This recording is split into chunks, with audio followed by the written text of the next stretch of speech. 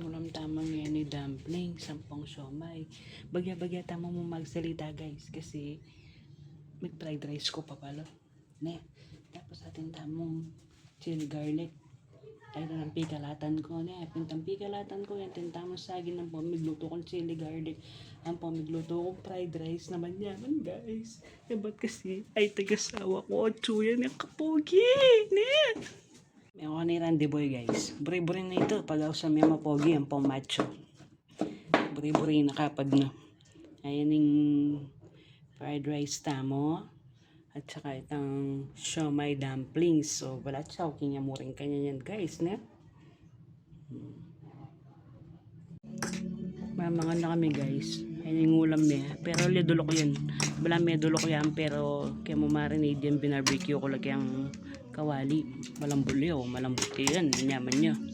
Sawa ko mapogi mamangan niya. Nadali ngay.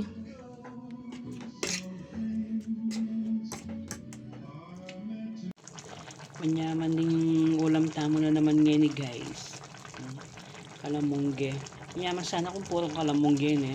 Kaya lang ditak mo kasi kaya digdagan kayang balasenas, kamuti, at saka ampalaya. Yaman na naman din kaya katamong ulam guys.